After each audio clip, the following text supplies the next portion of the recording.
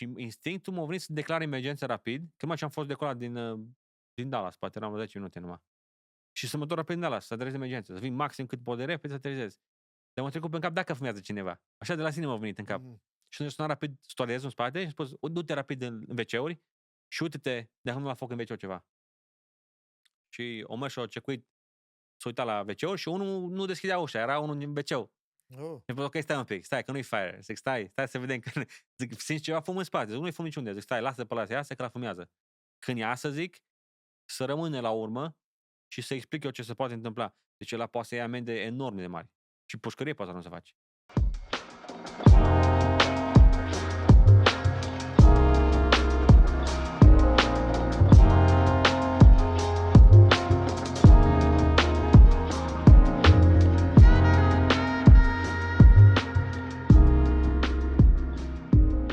Vă salutăm pe toți și bine v-am găsit din nou la Tuesdays with Ibu.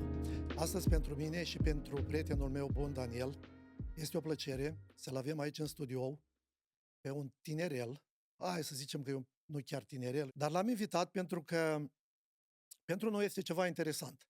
De profesie a ales ca să fie pilot, capitan pentru compania de avioane United Airlines și cred că este ceva interesant să discutăm despre ce se întâmplă în cabina unui avion.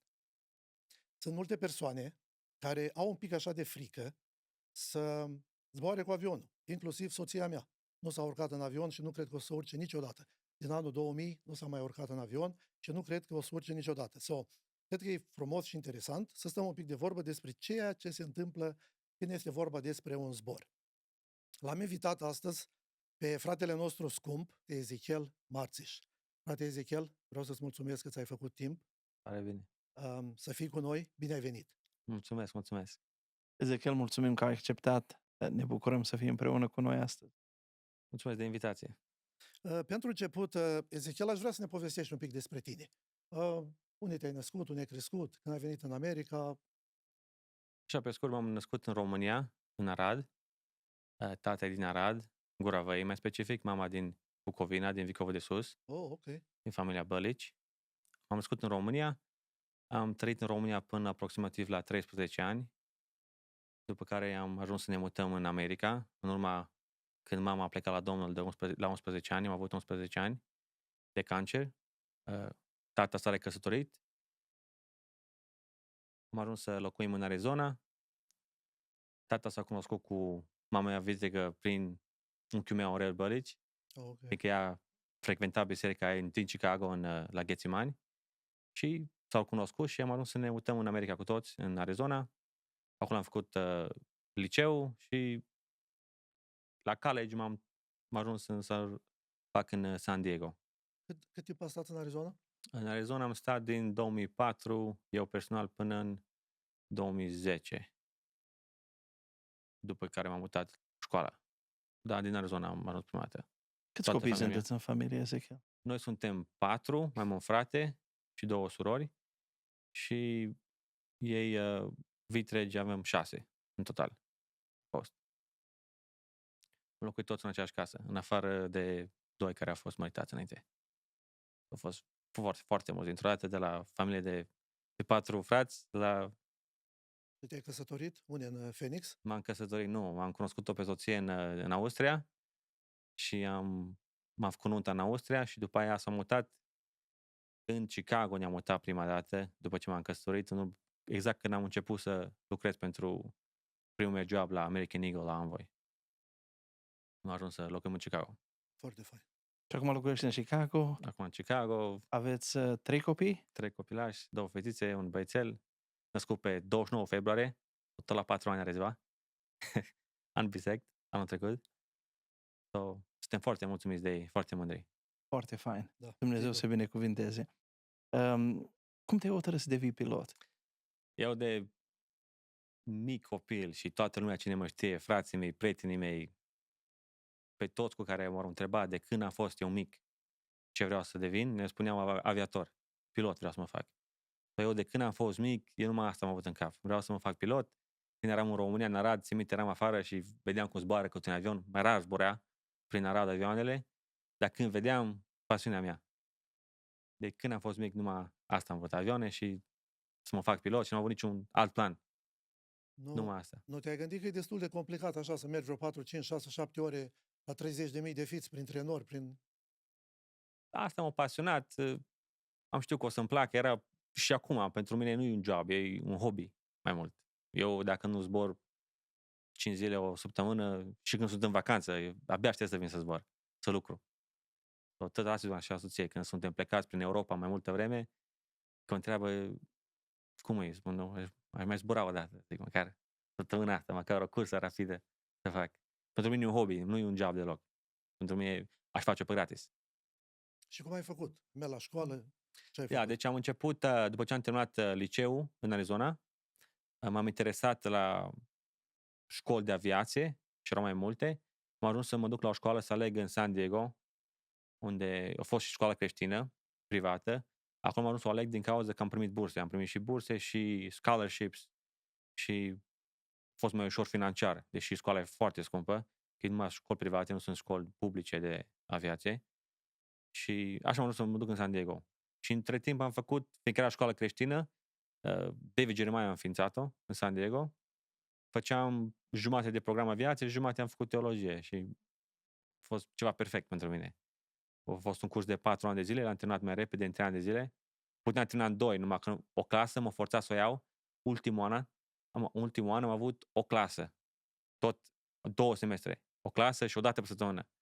Am spus că nu sunt capabil să mai iau încă o clasă în plus în anul 2, ca să termin mai repede, numai a fost un pic aici politică, că trebuia să plătești full tuition pentru o clasă sau că o ai 6. Nu conta. Era același preț. Pentru ei a fost să mai țin un an. Mai plătit un an de școală. Ce trebuie să faci? Ce trebuie? Câte școală? Cum poți să ajungi pilot? Ce e implicat?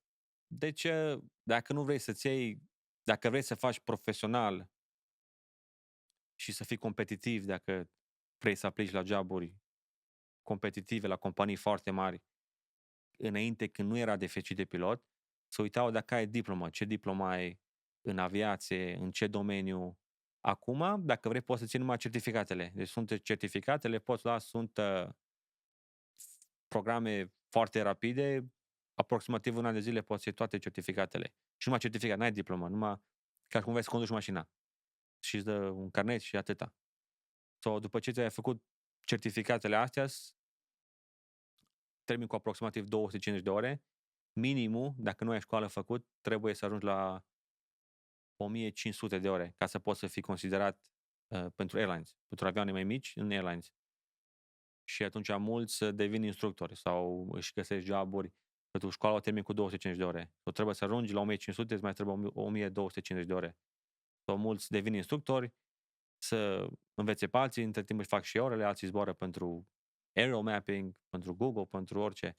So, aproximativ, dacă ar face full-time și ar fi în vreme perfectă și nu s-ar strica nimic și ar trece toate testele rapid, poate ți-a lua 3 ani de zile de la 0 până să ajungi într-o cabină de pasageri.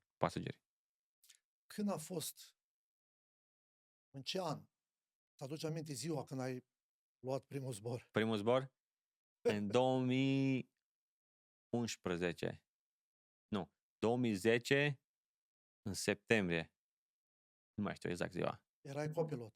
Da. Atunci am învățat prima dată când să zbor. În Airlines am intrat în septembrie 17. Noi Știu știi ce? data. Noi vorbim despre avioane serioase, nu de avioanele astea mici.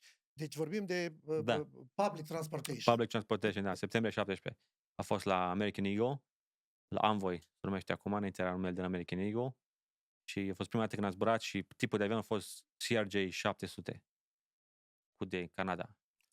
Cum te pregătești pentru un zbor? Ce faci tu? Te rogi, ții zile de post? Acum chiar zile de post nu țin, dar de rugat mă rog pentru fiecare zbor, ca Dumnezeu să mă păzească, să mă crotească, dar vin pregătit acum, deși lucru în airlines de aproximativ 8 ani de zile, ca și capitan, de exemplu, mă ajung la gate, îmi primesc planul de zbor, am accesele de înainte pe iPad, îl citesc, make sure că e legal, am grijă să fie tot legal, tot carosen cât trebuie, vremea cum e, toate informațiile și orice informație care există de la aeroport de la decolare până la aterizare, tot știi și ce tipuri de vreme este și ce tipuri de nori și ce prognoza, aeroportul, dacă e în construcție, dacă nu, dacă sunt macarale, cât sunt de înalte, absolut toate detaliile posibile care le poți avea de la aeroport până la aeroport, de la gate la gate. Eu sunt responsabil să mă informez cu toate planurile astea, să fie legal, când spun legal, FAA au anumite reguli când îți trebuie plan B de aeroport sau even două aeropoarte alternative, să zic, în caz când ajungi. Și sunt anumite reguli care trebuie îndeplinite ca să ai aceleași avioane. Sau câteodată nu ai, dar dispatcherul îți face planul, tu te uiți peste el, ofițerul mă așteaptă în avion, gate agentul care uită la bilete îmi dă un raport, cine e în avion, dacă sunt oameni armați, Secret Service, dacă nu, dacă câți oameni sunt în cărucior, câți nu, câți bebeluși, absolut toți despre pasageri. Îmi spune jos când ajung la avion, mă întâmpină de obicei ofițerul care programează tot avionul, planul de zbor în avion, face inspecția avionului afară și stewardezii Inspecția avionului, da. o face copilotul? O face copilotul de fiecare dată. Oh. Acum nu-i neapărat, dar poate și capitanul. Dar dacă plouă afară, nu iasă nimeni. Copilotul merge. Dacă e frig sau plouă afară, e geavă lui. Eu fac numai afară numai când e vremea perfectă, la 25 de grade, 20 de grade și soare. Atunci mai ies și eu pe afară. Auzi, ești stresat când pornești într-o cursă. Cum controlezi stresul, dacă este? Chiar sincer, nu stresat deloc. Eu când zbor sunt mai relaxat ca și când conduc mașina. Chiar foarte relaxat. Ok, bă, fii atent aici, îți dai seama, te-ai ridicat în aer și nu mai vezi nimic. Pur și simplu... Acum este când intri într-o furtună sau ninge sau știu eu, orice ar fi, un viscol. Și păsări, am lovit și păsări. Multe. Când decolezi, când intri într-o furtună și nu mai vezi nimic, exact. Tu te uiți numai după instrumentele avionului. Tot ce zice instrumentul, ai orizontul fals și tu după alea te iei. Nu ce simți. Stai. Vorbim orizontul fals. Deci în bordul avionului îți arată cumva un orizont fals, știi? Așa. Fals. Adică orizontul... Deci cumva vezi nu să zic așa că vezi prin nori, că nu vezi, dar îți apare linia orizontului și îți apare câte procente, la ce unghi ridici nasul avionului, la ce un cobor, știi? Și știi dacă se urcă sau dacă coboară, știi cu câți fiți pe minut să urcă sau coboară. Tot numai după instrumente citești, nimic nu afară. Deci nu trebuie aș putea zbura în avion fără niciun geam.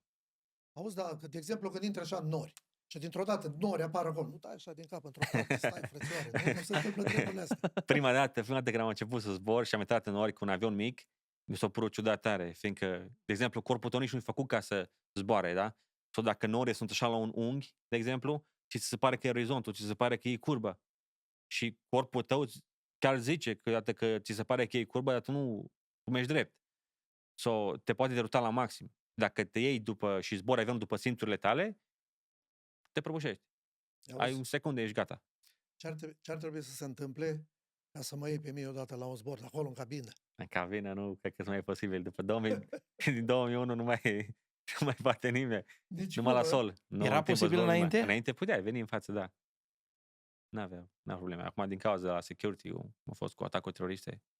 Dar voi închideți ușile acolo de obicei, nu? Ușa e blocată, nu? Ușa e blocată. Nici nu este, așa, cleanță pe din afară, n-are nimic, e flat. N-ai cum să deschizi ușa, armat dinăuntru și este un cod sau, nu pot să zic multe, cum se deschide ușa pe din afară. Dar dacă ar fi o posibilitate, te anunță înăuntru și ai anumite secunde, anumit timp ca să reacționezi și eu pot să o blochez, nu se mai deschide deloc. Și e imposibil să treci prin ușa aia. Auzi, de ce trebuie neapărat copilot? N-ai putea singur să mergi cu avionul? La avioane mari, nu. Avioane mari îți trebuie un copilot, sunt foarte multe sisteme. De exemplu, avionul care zbor eu acum, actual, 737, numai ca să-l pornești. 737. Da, 737, Max și NG-urile, așa. Toate modelele de la Max 700. e ăla care l-a oprit pentru o perioadă de timp? Da. Nu exact. ți-e frică acum să mergi cu el? Nu, că acum știm cum să rezolv problema dacă să ajungi acolo. Înainte nu au fost trained. Piloții nu știu cum să reacționeze. Auzi, dar ce s-a întâmplat? Numai un pic, facem o paranteză. Ce s-a întâmplat așa cu alea două avioane? Adică cum știi să ajungi la problema asta? Deci sistemul MCAS e un sistem care se uită la unghiul avionului. Dacă ridici nasul pe sus la avion, îi spune you stall it. Deci aripa nu mai produce lift, nu mai produce Pur și dacă- simplu pici, da? Sistemul ăla are grijă că dacă ridică prea tare, să-ți împingă nasul în jos. Well, sistemul a avut o eroare, deși avionul decola normal, a căzut care nasul prea sus și l-a împins override pilotul. N-a avut nimica, nu a putut face nimica. Acum, noi știm cum să-l oprim. Ei nu au avut training-ul. Și s-au luptat că Oh. s-au luptat și dacă 15 secunde nu reacționezi la sistemul ăla, e fatal. Și acum, 15 secunde. Auzi, după ce decolezi, să zicem că trebuie să zbor din Chicago la Los Angeles. 4 ore, cam așa Da. ceva, nu? Să Aproximativ. zici că îmi decolezi frumos de pe pistă, după ce ai ajuns la whatever, 30.000 de feți, ce faci tu? Stai în cabină așa și nu mai ai treabă? Ce? Pui pilotul ăla automat sau ce Da, faci deci tu 4 ore? Da, deci Poți să citești Biblia, poți să citești. da? Poți să citești. Normal, toată lumea să citească ceva. Mai citim manuale mai facem o recapitulare că sunt multe sisteme, sunt multe de învățat, legile. Deci la noi avem un manual peste 1000 și ceva de pagini care trebuie să știi. Aproximativ îl știi acum, cuvânt cu cuvânt, nu știi. De multe ori ne uităm peste alea, mă vorbim între noi, dar e autopilot. Autopilotul duce, autopilotul poți, dar noi în companie ne lasă de la 200 de fiți. După ce a decolat 200 de fiți, poți să-l actualizezi și zboară avionul până la destinație și dacă vrei îl programezi să și aterizeze.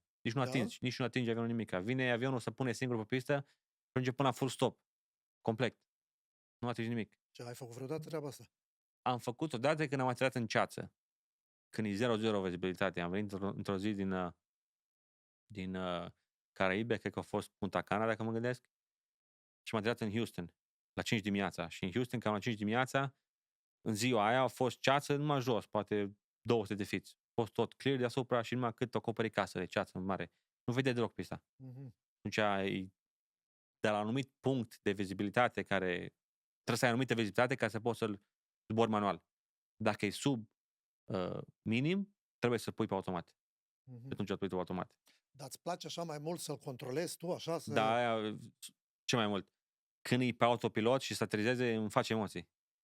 Știu Chiar, ce sincer, zici. am emoții. Când am control, I have to trust it, să am încredere în avionul ăla 100% total, cu viața mea. Celor Știu ce toți. zici. Dacă are eroare. Dacă are eroare, trebuie să-l recuperezi rapid, să-l salvezi. Dar E ca și cum ai merge eu am stilul meu de venire aterizare și pe autopilotul vine în stilul lui. Știu ce zici, auzi, e ca și cum când mergi aici și pui la cruise control, stai așa frumos și parcă nu Da, nu controlezi. ești Nu desconectat simți complet acolo. cu mașina, că ești desconectat complet cu mașinăria. A mie nu-mi place. De fiecare dată, numai o dată, cred că am făcut-o până acum în 3 ani de zile, care a fost autopilot. Aterizarea. Nu contează cât e de rău vântul, cât de tare bate, încă când e marea vremea, atunci le iau manual. Că atunci eu am încredere în mine, eu știu, eu simt fiecare vânt, fiecare schimbare, fiecare ăsta îl simt în mână. Bă, fii atent aici, când pornești de pe așa și când pornești de pe pistă, nu ai accelerație la picior, nu? Sau cum mai făceam noi glume când eram copii, Cum? spuneam că nu găsi frâna la avion. S-o auzi, da, un pic și prinde viteză și ai frumos maneta aia și tot Deci așa. și... maneta aia e accelerația. Ok, Ai accelerația, da? În mână ai accelerația și împărțită pe motoare, așa. stânga sau dreapta. Și le poți accelera numai câte unul dacă vrei. Sau amândouă. Tot în mână, când sunt niște levers care vin din spate, le ridici în sus, alea, cum zic mulți români, că întoarce aerul invers, că se învârte invers motorul. Mhm. O nu se învârte invers motorul, că e imposibil să se învârte cu 1000 de RPM într-o parte și pe secundă să întoarcă invers. E chiar imposibil. Sau ce se întâmplă? Blochează aerul. Motorul, cum e lung, blochează aerul. Sunt niște flappers care intră și blochează aerul și împinge aerul în lateral. Nu mai îl împinge în spate. Și aia îți face frână de motor, așa între ghilimele să zic. Ai accelerația și când ajungi la pistă, numai îl pui la relantiu, la aero, aterizezi cu ele și tragi și după ce le pui jos. Dacă în momentul în avionul când simte roțile că s-au pus jos și simte greutatea pe roți, dacă ai văzut să zică aripa cum se deschide, să ridică niște ailerons, să zice, Așa. și flaps se ridică și spoilers, toată aripa se ridică, să nu mai zboară aerul smooth pe aripă, știi? Să facă mult drag, să facă multă fricție. Plus după aia frânele. Frânele sunt individuale la roți, la roți și la avion. Și ați două pedale. Pedala are două roluri, cumva. Dacă o împingi așa, miști coada. Dacă o calci sus, e frâna. Sau pedala e împărțită în jumate. Dacă o calci sus, frânezi. Dacă o împingi, miști coada, direcția, în timpul zborului. Sau când aterizezi, trebuie să frânezi simetric. Poți să pui frână în aer. Nu mere. Deci tu ai cumva și o frână de aripă care forțează aer, cumva... Deci aripa o să deschide ca să nu mai creeze lift, să nu mai se poată ridica avionul sus. Că tu vii cu o viteză care poți, dacă vrei să ratezi aterizarea, accelerezi și poți decola cu aceeași viteză, știi? Te poți ridica în caz de că cineva îți taie calea sau se întâmplă ceva.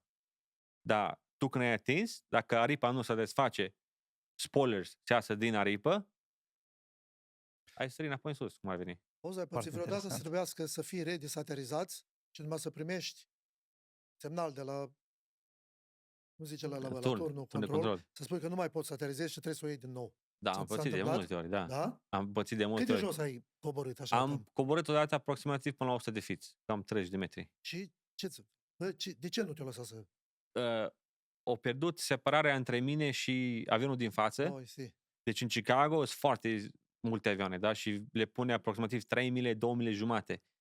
Și dacă persoana sau pilotul din fața mea încetinește mai repede un pic, el când aterizează, deci legea ei n-are voie nimeni să fie pe pistă, când aterizez eu, când pun eu roțile jos, n-are voie nimeni să fie pe pistă. O lua o frâna prea tare și mergea foarte încetul să iasă după pistă. Și mă apropiam mai tare de el. Și tehnically, numai coada mea era, el era înșit aproape, deja complet. Și numai coada mea era trecută de linia galbenă, cum zicem, de considerată că ești off de pistă. Și trebuie să decorezi, să ratezi aterizarea. Mai dura 10 minute. Auzi, ce viteză are avionul când atingi pământul, când aterizezi? O depinde de Sau greutatea depinde- avionului. așa. Depinde de greutatea Hai- avionului, depinde de... Hai să zicem asta, care e Vânt. zis tu 787. Ăsta nou. Ăsta nou 787, care zburam înainte, aproximativ 100, să zic așa, o să dau o medie între 140 și 155 de noduri. Cam așa vine. Depinde cât ești de greu. Noduri. În Înțeleg. noduri, da. Un Cât ar nod fi e, asta în cât e un- mile pe oră? deci un nod e mai lung ca un mile, să zic un nod e aproximativ 2 km la oră. În kilometri. 2 km în kilometri. Aproximativ. Exact. În noduri se măsoară, nu mile. Și astea mari, să zicem Boeing 747? Astea vin, da, cam aceeași viteză vin. 737 care zbor eu, asta vine cel mai rapid. Da? Adică designul la ripă, aerodinamica lui. Trebuie să zbor mai repede, mai tare ca să producă lift aripa. Aici, de exemplu, ieri, când a fost vânt, am aterizat în Minneapolis, a trebuit să vin cu 163 de noduri. E foarte rapid. Depinde de greutate, depinde de vânt, mai mult depinde de greutate și de vânt. Care a fost cea mai complicată aterizare pe care ai experimentat-o? Mai complicată aterizarea că am experimentat-o. O să zic așa, Ai avut? am avut, cred că a fost în Toronto. Odată a fost un viscol și era pista albă. Deci Așa. o curățat, eu încercat să o curățe, dar așa de tare ningea, pe când au terminat ultimul 100 de metri de pistă, Mhm. deja era toată în zăpadă. Și bătea și vântul și bătea din lateral. Și ce se întâmpla?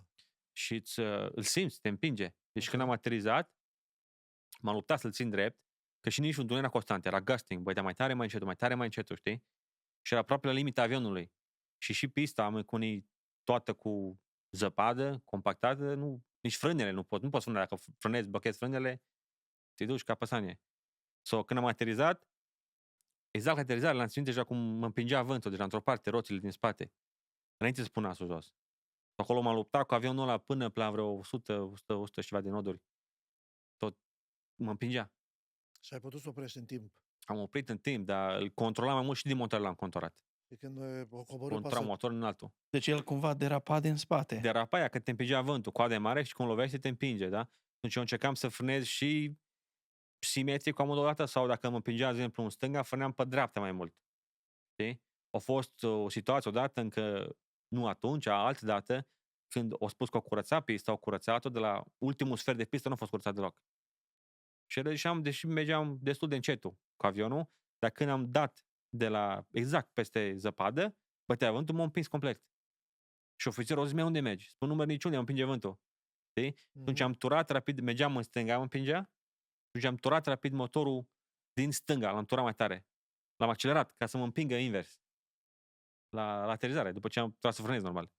L-am accelerat și m-am împins înapoi pe mijlocul Și pistei. s-a simțit așa un pic avionul, Oh, s-a a plecat simțit. așa? Tot s-a Și simțit. așa auzi, când au coborât pasagerii, au zis, băi, frățioare, ce se întâmplă? Ce se întâmplă?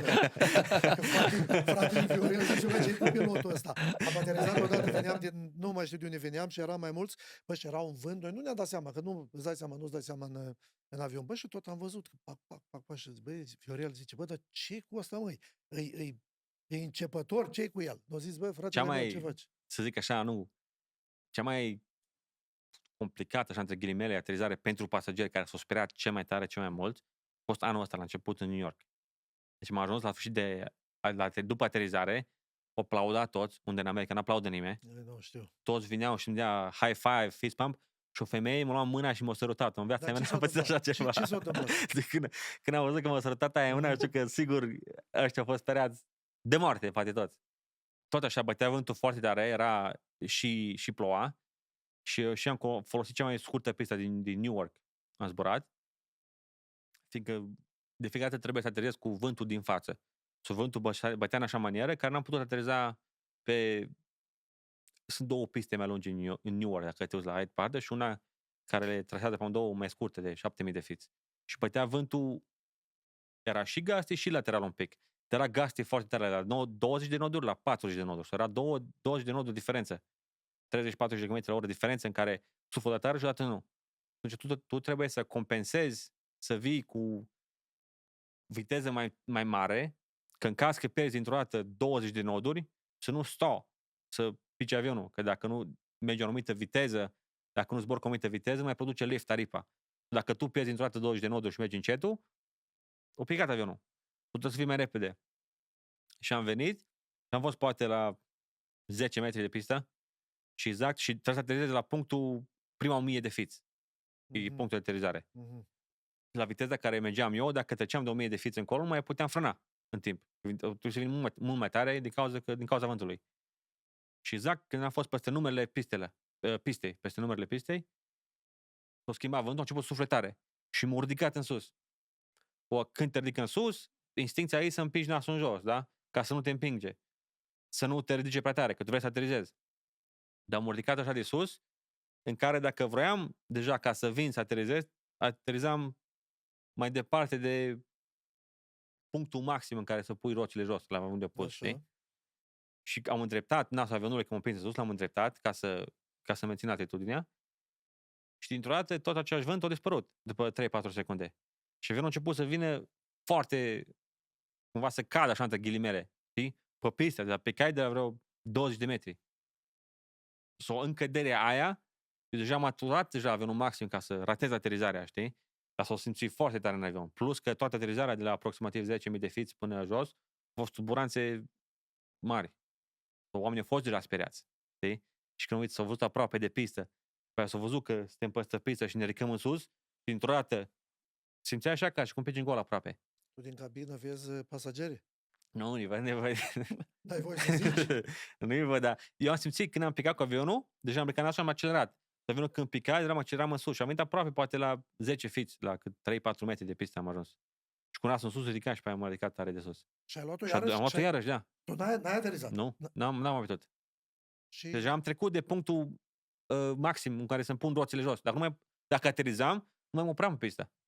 Atunci n-aveam sus la pistă. Ok, atunci când iei iarăși zborul, turnul de control îți spune pe unde să mergi? Ce faci atunci? Da, atunci sună rapid turnul de control și îi spui că you go around, îți spune, cumva ratezi aterizarea.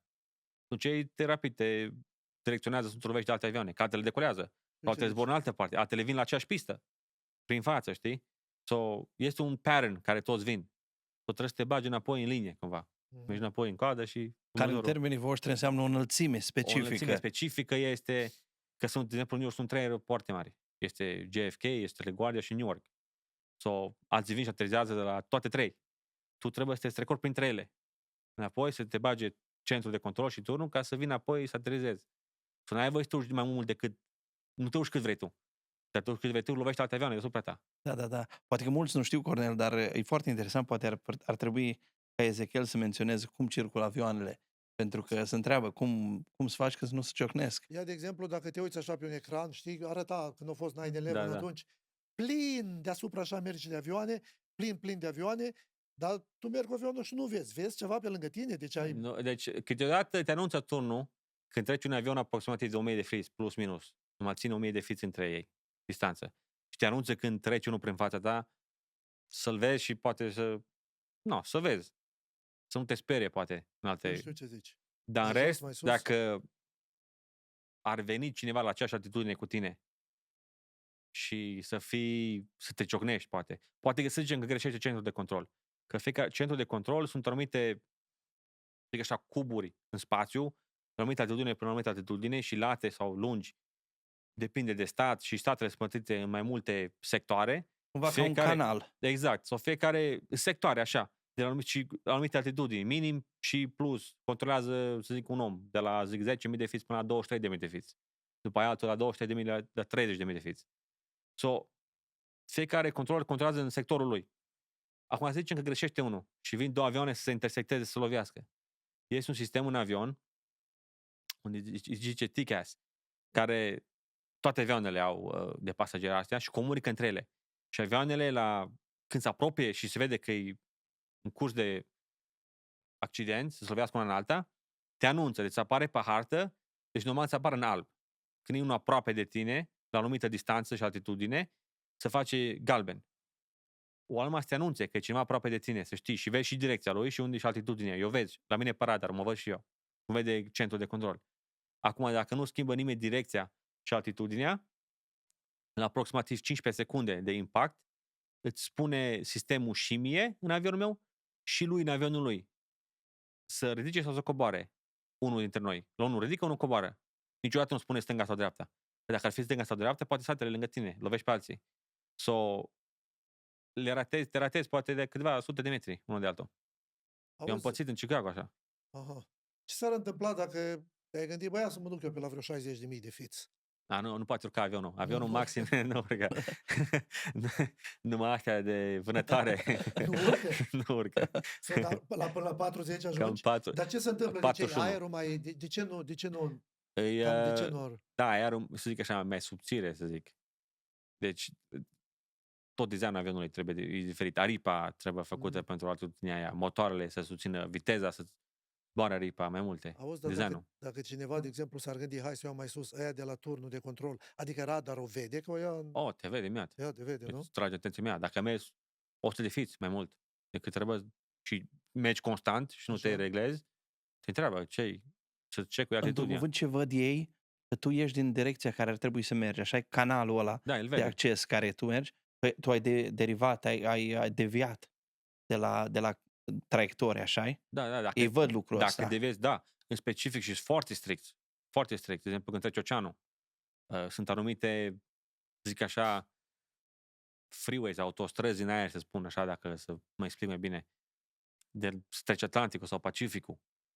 Și acolo, de exemplu, n-ai voie să fii tu, de exemplu, ești controlat, tu le zici la punctul A, la punctul B, punctul C zbor, da? La punctul B trebuie să spui la ce timp, la ce oră și la minut ajungi. Și n-ai voie să ai eroare mai mare de 2 minute. Fiindcă la din spate spune la fel. Tot dacă mergi cu 2 minute mai repede, ajungi pe la din fața ta. Dacă mergi mai încet, cu 2 minute de la din spate te ajunge. Tu toți fie foarte specifici la viteză, la altitudine și sunt foarte tight, că sunt foarte multe avioane. De exemplu, că dacă mergi în Europa, e cea mai busy airspace peste Atlantic. Mhm. E foarte busy și fii foarte precis și dacă se schimbă vântul, tu trebuie să corectezi cu avionul. Dacă pierde vântul, accelezi mai tare. Dacă nu e pe tare, încetinezi. Ca să ajungi exact la timpul, la minutul exact, unde îți spui că ajungi în spațiu. De ce Puncte trebuie să GPS. zbor, de ce trebuie să zbor la 30.000 de fiți? De ce să nu merg la 20.000? Ce se întâmplă? Nu. Deci, cu cât mergi mai sus, cu Așa? atât mergi mai, în medie, mergi mai tare avionul, merge mai tare și consumă mai mult carosen, e mai econom. Sau cu jeturile, cu cât te urci mai sus, ești mai econom. Sau tu vrei să zbori cât de sus posibil. Asta e toată explicația. Acum, numai pentru că eram la subiectul ăsta cu ciocniri și așa mai departe, nu de mult în urmă, în Washington DC, s-a întâmplat un incident în care un elicopter, cred că a intrat în traiectoria unui Da, în avion. elicopter militar. Ce crezi că s-a întâmplat acolo? Da, acolo a fost, din punctul meu de vedere, vina elicopterului. pe doilea vina turnului. Eu am zburat de multe ori în Washington? Washington, D.C. și am zburat exact tipul acela de avion care s-a accidentat. Dacă nu mă înșel, chiar avionul ăla, că la avionul ăla zburam noi la American Eagle, înainte să dea la PSA, că PSA a fost compania care a picat. Exact tipul acela de avion l-am zburat eu. Și zburam destul de des prin DC. Acolo sunt foarte multe elicoptere. Ce s-a întâmplat? Turnul i-a spus elicopterului să, dacă vede avionul care vine să aterizeze, elicopterul a spus că îl vede, că l-are în vizor, cum ar veni, de nu cred că l-a văzut sau a văzut alt avion. Că noaptea e foarte ușor să vezi, că vezi numai lumini. Și poate nu a văzut unde trebuie. Și acolo, elicopterul i-o tăia calea, în alte cuvinte. Și zic că turnul a fost a doilea de vină, că dacă au văzut turnul că se apropie elicopterul de avion, deci nu a tras atenția încă o dată. S-a spus să oprească, că elicopterul poate să oprească pe loc. Că nu e ca avionul. Poate să oprească în loc. Aia a fost. Da. Un purtător de cuvânt al FAA a ieșit și a spus că și ruta a fost foarte greșită. A spus că distanța ideală dintre elicopter și avion trebuia să fie aproximativ 75 de feet. 75 exact. de feet, Trebuia să Cornel, fie poate distanță 25 de metri. Mai mare, mă gândesc. E cam aproape 75 de feet. Aia e foarte aproape. Foarte Și eu aproape. m-am E gândit. foarte aproape, nu. Pentru că e foarte S-ar greu fi putut probabil să să fie- menții distanța ideală. Deci este o rută de elicoptere înainte care traversa exact ruta de aterizare a avionelor. Și acum o să desfința ruta aia, nu mai ai voie, nu nimeni să mai zboare pe De ea. când s-a întâmplat incidentul ăla? O desfințat-o. Mhm. Și din câte știu și eu, nu a fost nici elicopterul centrat exact pe ruta unde trebuia să zboare. Și altitudinea, din câte știu, a fost 200 de feet eroare. A fost mai sus decât trebuia. Auzi, care e aeroportul cel mai complicat pentru a ateriza de aici din America? Care l-am aterizat eu, sunt câteva în Colorado, dar aș spune Key West, Florida. Că e pista De de ce? 5.000 de feet. Pentru avionul, când ne dăm cu avion cu un 737 venim acolo. Acolo majoritatea vin cu avioane private mici. Așa. Și cu danse de 4 pasageri. E pista de 5.000 de feet, comparat unde în Chicago, în medie, în Chicago pistele sunt 10.000 de feet. Ok, să o ascult. Am auzit eu că ai zis tu ceva. Tu ai punctul ăla de aterizare îi de la 0 la 1000 de 1000 de feet. feet. You have to touch down, You have to yeah? touch down acolo, da. Și, de Mai- exemplu, în Key West, dacă nu te-ai pus exact, normal încercăm să ne punem un pic înainte și să frânezi maxim. Frânele maxime, flaps maxime jos, cât mai mult drag, cât mai multă fricție să aibă, tot ce poți. Dacă nu te-ai pus în 1000 de feet, în prima 1000 de feet în Key West, mai ales dacă plouă, nu te oprești niciodată pe pista aia. Dacă plouă, nu te oprești. Și depinde dacă e și greu și bate și vântul și să fii cu viteză mai mare, deja sunt șanse că mai bine mergi divert în Miami și stai până Când- să când- schimbă vremea. Când știi că trebuie să mergi în aeroportele alea, te rogi mai mult? Tot așa mă rog, numai că sunt mult mai atent la aterizare, sunt foarte concentrat, să zic așa. Acolo, Cât de stresant e așa o aterizare? Prima dată a fost un pic mai stresantă. Prima dată când am făcut-o. Dar după ce am făcut-o prima dată, m-am dat seama că oricum, la orice aterizare, țelul meu se aterizează în prima 1000 de feet. Acolo să pun roțile. Și dacă tu zbori manual și tot în prima 1000 de feet le pui, nicio diferență nu e că nu pui pe o pistă mai scurtă. Numai că știi că e mai scurtă. Când frânezi cu viteză maximă și vezi că se apropie sfârșitul pistei și de-abia aproape de sfârșit se oprește avionul, acolo e un pic... Când ești obișnuit. Eu nu sunt obișnuit să văd pista, capătul pistei când aterizez. Niciodată. Și nu vreau să o văd niciodată. Știi ce zic? De ce nu vrei să vezi? Înseamnă că veni prea tare, că Oh, ok. să termină, nu mai ai opțiuni. Înțeleg, știu Nu ce mai ai, zici. știi? Sau ce în zici. Key West o vezi. În Key West o vezi în continuu. Wow. Și la decolare în Key West. Trebuie să calculezi foarte specific greutatea avionului și temperatura, că schimbă temperatura, presiunea atmosferică, greutatea, toate schimbă performanța motoarelor. Dacă în Key West cum e cald, cu cât e mai cald, cu atât ai mai puține performanțe. Sau câteodată în Key West, iară, decolezi și vezi că se cam termină pista So, și ai trecut de V1 și trebuie să ridici nasul în sus, dar nu ești la viteza care trebuie să ridici. tu din avion de acolo de sus vezi acolo jos un petec de pământ. Cât e? Key West e foarte Foarte mic, îngus, da, e nu? foarte îngus, da. Și zici, trebuie să mă duc acolo. Bata de curios să fiu și eu acolo în cabina aia odată. Să văd ce se întâmplă. Dar numai să mă uit, nu uitează cu nimica. Numai să mă uit așa, Nu, ar fi foarte interesant, Da, foarte Nu cred că, interesant. dar nu o să poți să ajungi niciodată dacă nu ești Nu, dacă pilot. dacă nu ești pilot, nu poți. Nu ai Așa, acces. mi-am scris aici o întrebare și întrebarea spune, din momentul când avionul părăsește poarta și până când aterizezi, ce conversații se țin între pilot și controlurile de trafic? Controlul de trafic.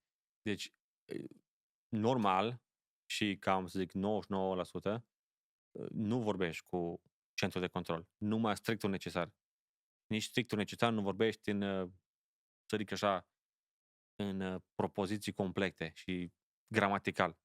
Că sunt foarte multe avioane și tu repeți, de exemplu, dacă centrul de control îți spune să faci stânga, nu știu, îți dau anumite, să zic, 180 de grade, să mergi în stânga la 180 degrees și să cobor de la 30.000 de feet la 22.000 de feet. Numai cât repeți 180, 22.000 de feet și cosinul tău să știi cu cine a vorbit. Atât.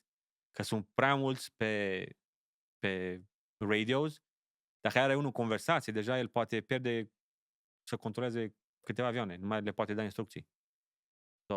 Și când e, să zic așa, un zbor de noapte, când sunt mai puține avioane și să zic ești prin nordul Americii sau prin Canada, unde nu sunt așa mai multe noaptea, mai zice o glumă cineva, mai te întreabă Happy New Year, dacă e ceva Happy New Year sau Merry Christmas. Ok. Foarte scurt, 15 secunde și Băi, înapoi la... Eu cred că dacă aș fi acolo în control, aș tora pe piloții ăștia. Nu vezi vreun munte în față. Nu, că te aud ăștia imediat și te-au Tot aranjat. înregistrat, da.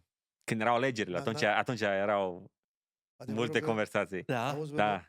Noi râdem un pic, dar nu te poți juca cu viața la 300 de persoane. Sunt mulți oameni pe zi, zbor sute de oameni. Depinde și ce tip de avion zbori. Dacă zbori, de exemplu, care zboram înainte de Dreamliner, 200 și ceva de oameni. La noi, la United. Alte companii bagă și 300 din ele. Noi avem multe clasa întâia, de aia iam un loc. Care e cel mai mare avion care l-ai zburat, zic? 787, Dreamliner. Ăla a fost. Câți pasageri? 200, dacă nu mă înșel, 70. Cam așa, 250-70. Sau le-au făcut mai mici ca 747? Da, sunt mai scurte. Nu, sunt mai mici. Da, că 747 are încă un etaj. Dar la United noi avem multe scaune de clasa întâia. Ocupăm un loc. Dacă ai merge în alte țări și să fie numai scaune de clasa a doua, bagi peste 300 în ele. În cap. Știi? Acum, ce am vrut să întreb, președintele Trump recent o declarație. Nu știu, am văzut un clip scurt prin care promite modernizarea. Dar ar fi foarte turnurilor de control. E nevoie? Necesară, da. Mai ales în New York. New York e cea mai mare problemă din America. Acolo și controllers. În ultima săptămână, mulți called in sick, protestează, cred eu, că nu chiar au fost bolnavi, cam în acea zi, majoritatea din New York. Te referi la piloți? Nu, la centrul de control. Da, și cer și ei și ar fi timpul deja să-mi folosesc tehnologie foarte veche. Știi cum e? Gândirea americanului. Dacă funcționează, de ce să schimbi? Știi? Funcționează atâta vreme, de ce să o schimbe? Cam pe linia asta să mergi și cu centrul de control și cu toate. Deși s-ar putea schimba și ori să se schimbe. E chiar nevoie. Așa nu poate să continue. O să fie numai delays în New York. Mai recent au mai fost câteva gafe, cred că tot prin New York, dacă nu mă înșel, a fost un avion mai mic care o tăia calea o tăia calea, au fost câteva chiar... Astea sunt, nu sperii lumea, se întâmplă. Da, se mai întâmplă, da. Și aici în Midway cred că am avut unul care a fost recent când făcea taxi, când călătorea pe pistă. Unul venea la aterizare și unul, în loc să oprească să nu treacă pista, cum i-a spus turnul, s-a băgat, nu a fost atent, s-a fi uitat în altă parte. Mai întâmplă. Atunci când voi faceți taxi, când umblați pe pistă, 100% doar instrucțiunile le primiți de la ei. De la ei atât. Și amândoi piloți trebuie să uite afară. N-are voie nimeni sau dacă trebuie să schimbi ceva în computer, n-are voie amândoi să se uite la computer să vadă ce schimbă. Unul să uită și spune la vezi că mui jos. Și numai tu te uiți în afară să vezi dacă vin alte. Când a fost? Acum 2 săptămâni. În Chicago. Un troc de catering care îți umple avionul cu mâncare. Mă tăia calea. Am băgat o frână, dacă erai în picioare, picai jos. Un pic, tot aia calea tu când decolai? Nu, când taxi. Că și ei au drumul lor pe lângă Ok, și că trebuie să treacă, să ne treacă nouă, știi? Mhm. Dar noi avem, nouă ne trebuie să ne dea prioritate. A fost, dacă nu te uiți afară, te uiți după alte avioane, dar nu după alte avioane te uiți, te uiți și după mașini. Nu poți deschizi Și- geamul și să zici, bă, ce faci, bă? Să claxonezi. O să claxonez. Aveți claxon la avion? Avem, dar numai rost pentru oameni să le tragi atenția, nu se aude. Pentru ce? Pentru oamenii de jos? Pentru rampers, da. Oh, Dacă le ceri ceva, să vină să uite să le spui ceva. dar nu Dar poți nu. deschizi geamul, nu? Nu, deja nu se aude. Prea mare gălăgie la motoare. Nu se aude nimic. Am Aude- prins becurile pe el numai, tăte. Noi mai glumim așa un pic, pentru că na, Da. noi nu știm ce se întâmplă acolo în cabină. Știi ce zic? Dar auzi cum te descurci în situațiile de urgență în aer. Ai avut așa situații de urgență? Adică, Am avut. dintr-o dată așa și nu te ia panica, nu ești obișnuit cu Uh, treburile astea. Deci dacă te panichezi, Problemă. într-o emergență, Nu mai... o dată te poți panica, că a doua ori nu mai ai șansa.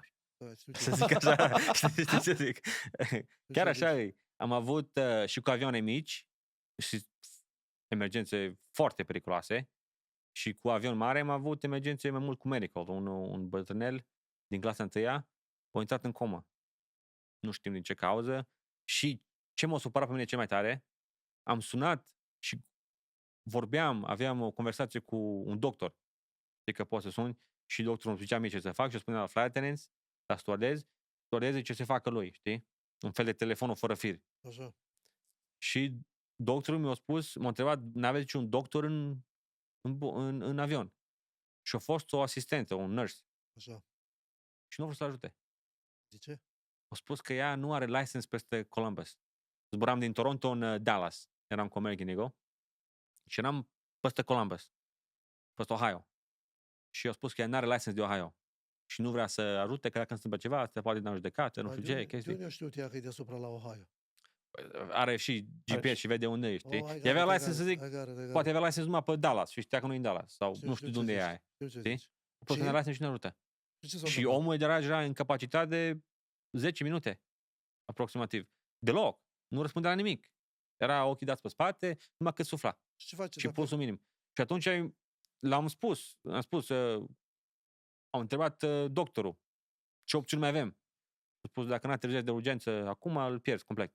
Și ce faci? Pentru un om... Și da. De trezează. pentru om am făcut un announcement în spate, să-și pună centurile, să fie o aterizare mai abruptă și în aproximativ, m-am uitat la ceas, era la 35.000 de feet, peste Columbus.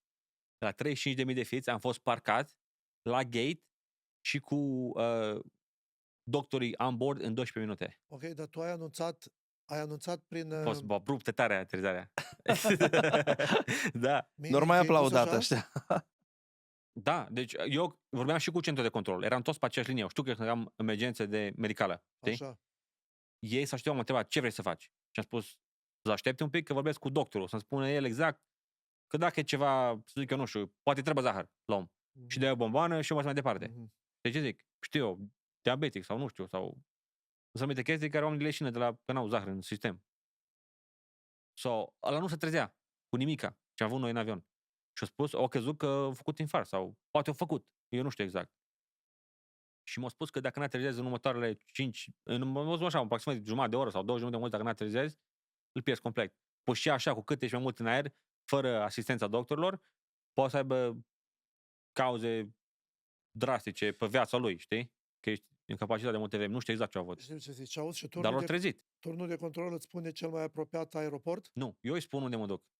Turnului. Dar tu știi care e cel mai apropiat Da, aeroport? tu trebuie să știi în continuu pe unde zbori, geografic. Oh, În caz de ok, emergență, ok. să ai un plan în continuu. Oh, te înțeleg ce zici. Tu știi pe unde ești. Și nu de fiecare dată cel mai apropiat aeroport e cel mai bun. Că dacă e un aeroport într-un orășel micuț și nu are ambulanțe, poate să vină cu elicopterul sau cu ambulanța să mai conducă 40 de minute, să le iei pe om, să-l ducă la spital. Când zbor tu extra 10 minute. Ok, Știi? am o întrebare. Să zicem că vii și trebuie să aterizezi în Chicago. Și ești cu cât? 400 de mile la oră? Să zicem așa? În mile, nu ești cu 400. 350, 300? Când ești sus, la distanță, da, Așa. la înălțime, da, ești. Și după ești. aia începi, ajungi de oraș. De la ce distanță de De Chicago? aeroport tu începi să lași lucrurile încetul? Adică să... Să încep să... Asta e întrebare bună. 25 de mile No, mai dacă mult? e 25 de mile, nu mai ajungi niciodată. Să stai un pic, cât? 100? În mile? Da, da. În mile aproximativ, să zic, de acum astăzi când am venit din Philadelphia, cam la 120 de mile. Așa, și Începe să tot. coboare. Aha, Încetul. încetul, încetul. Și atunci dacă tu ai o emergență și zici că vezi aeroportul la Da, 20 de exact. mile. Așa s-a întâmplat mie cu Columbus. Și atunci tu iei big time Aeroportul a down. fost la 50 de mile. Așa? Acolo sub mine a fost. Îl Și vedeam pe geam, știi? Și ce le-ai spus la pasageri? Am Aveți spus să grijă strângă că- centurile, că o să fie o aterizare de emergență din cauza medicală și nu o să fie confortabilă neapărat, dar trebuie să ajungem la sol cât de repede. Și am sunat foarte atent să strap in fiecare în seatbelt-ul lor, când au fost tăți. Pur și simplu am desfăcut, știi că la aterizare, cum s-a spus, să desface aripa, spoilers și toate alea. L-am pus la relantiu avionul și încerc, așa am venit în jos. Simțeai că Cerc? cobori așa simțeai, abrupt? scuturat tot avionul. Să stai un pic, încerc, ai coborât? Dacă avionul deja Ajungeai și nu ajungeam, treceam, știi? Auzi, Eu m-am coborât în cerc ca să Wow. poți să vii să ai și să ai puțin 6 mile Știu ce zici. să te reglezi cu pista, Știu ce știi? zice. Nu poți pe ăsta. Dacă vii pe ăsta, după aia trebuie să vii înapoi în spate, să Ce vii rău că- înapoi. Ce e rău că nu poți să pui frân în aer. Asta e problema. Sau acum înțeleg, ești la 10.000 de mile și atunci faci Cercuri. Faci cercuri, da. cercuri ca să nu te... Depinde de situație, depinde geografic unde ești, că dacă este aeroport în fața ta la 80 de mile, poți să fii drept, așa, știi? Mele era aproape între 50 și 20 de mile de mine a fost, știi? Deci am coborât în cerc și pe aia am intrat direct în Columbus. Dar scutura avionul maxim. Am pus viteza aproape maximă ca să pot să cobor cât de tare, cât de abrupt și am desfăcut aripile și cu frânele trase, frânele de aer, spoilers, și cu la relantiu. Scutura tot avionul, scutura în continuu, scutura. Până în jos a scuturat. Oh. Scutura tare. Dar Pentru am că- ajuns, am aterizat, nu s-a aplicat nicio lege. Normal, sub 10.000 de feet, n-ai voie să mergi mai tare de 250 de noduri. N-ai voie să mergi mai tare. Eu am venit atunci, cred că cu 310. Am venit maxim. La sfârșit, când l-am încetinit pe linie dreaptă, că nu, eu vin cu viteză tare în jos. După aia eu trebuie să scad de la, să zic, 300 de noduri la 140 să aterizez. Că nu pot să pun avionul cu aceeași viteză jos. Auzi, Rupe tot. la ce Nu distanță pot ateriza. deschizi roțele? Cam cât de aproape de pământ? S-a întâmplat vreodată să nu, să nu se deschidă? La avionul mare nu, dar la avionul mic da. Nu, noi vorbim de alea mari, de alea mici, nu. Da. La alea La avion nu. mare nu, niciodată. Și Nu. cam când le deschizi? Le deschid aproximativ 6 mile de pistă. Ok, dar ce se întâmplă dacă le deschizi la vreo la 6 mile de pistă și distanța cât e? Vreo 200? Nu Nu, distanța, înălțimea. viteza. Viteza la, 200 de mile, maybe? nu, 150? 100, să zic așa, 180 de mile. Dar dacă le deschizi, dacă dai roțele la vreo 20.000 de... Nu, deci este o viteză maximă care poți pui roțile jos. Dacă le pui jos și mergi mai tare decât viteza maximă a roților, când se deschide porțile alea, Așa? pur și simplu le smulge din avion. Le rupe, tăte. Înțeleg, știu ce zice. Pe aia aia lovește în motoare, nu în motoare. Adică poate lovi din nas. Roată la nas, aia poate lovi în motor. Sau lovește altceva. Cred că chiar au fost Faci ce recent o mai tare. instanță în Los Angeles, unde a căzut roada și a căzut pe mașină. Aia nu știu dacă nu a aterizat. Aia a fost reclamă. Dar când Da. o căzut, am văzut, Oh, era a căzut. mare. Da, a o căzut căzut. roata. O căzut. În New York a fost. O căzut roata. O să Din spui nou în New da. York. Da, din New York a fost, da. În New York a fost. Da. Auzi, altă întrebare eu am. De ce tot ne cere să punem? Eu știu de ce. De să punem telefoanele pe Airplane mode. avion mode, airplane mode. Ok, dar e chiar așa mare problemă? Adică interfir de... Acum nu cred că... Vezi, ai grijă ce zici, că poate dacă cine ne ascultă nu o să mai pună telefoanele. Trebuie să le pună, tete. E ce Așa. mai indicat să le pună. Mhm, Acum un avion nu se prăbușește din cauza aia. mhm. Să spun atât. N-ajungi să arunci de emergențe din cauza aia. Dar poate să interferi cu comunicarea ta între tine și turn. Că să face sunetul ăla, cum trebuie să conectezi, tu l-auzi. Cum pui două microfoane una lângă alta. Poate- Hai să întreb ceva. Să zicem că ai luat, ce iei, e microfonul ăla micuț și începi să vorbești și ai început să vorbești, nu ți-ai dat seama și ai început să vorbești pe românește. S-a întâmplat vreodată? S-a întâmplat să spun câteva cuvinte pe românește, să le Pentru că mixez. nu- Rom-English, așa, știi? Ai, nu, Că mă românește, pot mai- engleză, poate că mă pot mai spaniolă. ușor. Poate Da, nu. spaniolă și zici, ei, frați și surori, aveți grijă, că mai avem un pic și Da, ne pregătim de o cădere ceva. Da, ai prins vreodată vreun gol de iar puternic, să coboare avionul așa vreo da, 1000 turburanțe. de fiți. 1000 nu. 1000 E mult tare e 1000, foarte mult. Deci când aud oameni că spune că au picat 100 de metri și din astea, ok, și întreb acum, deci 99,9% e exagerare. Să pici 100 de metri Așa în le se gol, pare, probabil, ți așa se e, pare că e Ezechiel. speriat, știi? Da. Și dacă pici 2 metri în gol, ți se pare că ai picat nu știu cât și ai avut scutură în continuu, știi? Auzi, tu cât ai în cabină, tot timpul ai centură? Nu. Da, peste picioare numai. Tot timpul. Tot timpul ținea. Da. Am pățit, am zburat din Tokyo. Din Tokyo am zburat în Chicago și s-o nimeri să zbor un avion gol. Am luat un avion din maintenance, că a fost mai ușor să facă menți acolo și am zburat gol din Tokyo până în Chicago. Fără pasageri Fără niciun deloc? pasager, Și avion cine- mare, de Și câte 787. erați? 2 persoane în el? Nu. 3, că toți trebuie să dormi. N-ai voie să zbori mai anumite, știi? Și nu stewardeze, nimic, Nimeni, numai noi. Da, bă. Numai noi Atunci tot putem să avionul. fim în cabină noi. Da, atunci Da, puteai. da. Atunci, dacă nu zicea nimeni nimic, puteai. Da. Oh, man, Atunci am păzit, am prins așa, zic, o turburanță mare de tot, unde dacă n-aveam centura pusă, eu am ieșit din scaun, m-am prins centura. Că niciodată, până atunci, nu mă țineam strânsă, știi? Așa, să fie confortabil, să fie pusă, că așa e legea. Știi? Cam așa, slack, știi ce zic? Și când a picat avionul, dintr-o dată, vreo 3 metri, eu pur și simplu în centură m-am oprit, să nu dau în tavan. Eram în cabină. Și numai ce am făcusem, eram ofițer atunci, era un capitan și 3 ofițeri. Numai ce făcusem cafea și am dat și la capitan și la ofițer. Și ofițerul și-a pus-o lângă picior. Și când a picat avionul, nu am văzut cafeaua cum era proaspăt făcută, clocotite, da? Nu am văzut-o așa în aer cum vine și nu știu exact unde se pune. Și exact el zbura, și era manual, zbura pe manual, nu era pe autopilot. Și când a dat pe el tot aici așa, totul ars. Oh. Nu mai striga. Și văd, și ziceam, nu lăsa de mașe, mai un pic și trece, mai un pic și trece. Deci ne băteam cu avionul să-l ținem drept. Era turbulanțe severe. Deci pur și simplu nu controlam avionul. Oh. Așa au picat. Când în stânga, când în dreapta. Și pica. Pica câțiva metri, iar recupera, iar pica în dreapta, iar pica, iar. Și numai cintura mă ținea pe mine. Și pe toți. Ei au avut în față, piloții la decolare, pune și peste umeri. Sau pe ei nu ieșeau deloc. Dar eu în spate, eram exact în aer. Auzi, zi. Da, auzi ce am vrut să întreb, pentru că suntem acum, ce sunt golurile astea de aer? Mulți se întreabă. Și cât de mari totuși trebuie să fie, Deci golurile de aer, deci să fie gol de aer, să nu fie aer, nu există. Tot ce îi schimbare drastică la vânt. Odată bate mai tare sau mai încetul. Sau te prinde dintr-o parte sau deloc. Sau este updrafts, care se încălzește pământul în zona asta mai tare de la soare și acolo nu.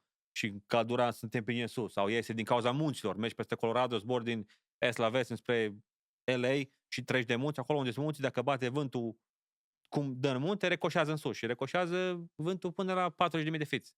Tu prinzi porțiunea aceea. Aia e golurile de aer. Ai ajuns la 40.000 de fiți. Până la 43 am fost. Ai Avionul fost cel la mare, da. 43? Cu 787. Și când ai ajuns la 43.000, nu te-ai gândit, Doamne, sunt mai aproape de tine? M-am gândit de multe ori. M-am gândit, dar teologic nu e adevărat, că Dumnezeu e oriunde. E adevărat, Dar m-am gândit. Dar probabil că este un sentiment plăcut să vezi așa cumva lumea de la înălțime. O vezi și vezi multe fenomene. Am zburat anul trecut din Alaska și aveam un zbor de noapte înapoi și exact s-o numit să fie aurora atunci. Și zburai așa, ți se părea că zbor prin ea. E ca o ceață, știi? Eram la 38.000 de fiți, zbuneam spre Chicago și noapte eram exact între Canada, coboream jos, nici orașe nu erau. Era tot business jos, numai stele și aurora, man. Era un sentiment de la fenomenal, așa, te gândeai ce minuție crea Dumnezeu și ce mare, man. Știi? Am avut așa o cercetare, îmi gândeam, Doamne, man, dacă acum, cât e de fain acum, să fie tot negru, vedeai toate stelele și pe aia vedeai așa verzui și roșu, se consumație cu roșii mese câteodată. Așa, strălucesc, așa, trec pe lângă tine. E ceva, zici că nu e adevărat. Da. Deci că nu există așa ceva. Când ești acolo la înălțime. Ce sentiment e așa când mergi în noapte și nu vezi așa nimic? Nici nu mai te uiți pe geam sau ceva, Nu. Da? Când ești nor. Când ești nor nu vezi nimic. Nu vezi absolut ca și cum o perdea roata. Zero nu vezi. Auzi, am ajuns acum la o întrebare, cred că e cea mai principală. Am vorbit noi de tot ce se poate întâmpla, ce se nu poate întâmpla și ce vreau să te întreb și ce vreau să te întreb. Cum e să fii responsabil pentru atâtea de multe vieți? Sunt atât de mulți oameni în avion acolo și tu ești responsabil. Ai făcut o greșeală? E adevărat. Mă gândesc la aia mult, dar mai mult mă gândesc că unde să ies și eu. Dacă ajung eu, ajung și ei. Mm-hmm. So eu, la sfârșit de zi, dacă eu zbor confortabil, zboară și ei. Deși când te gândești așa la responsabilitate, e enormă, e mare, e mai ușor să te gândești că n-ai pe nimeni în spate și te-ai pe tine. Nu faci greșeală ca să nu mori tu. Ok. În Știi ce zic? în momentul când... E mai...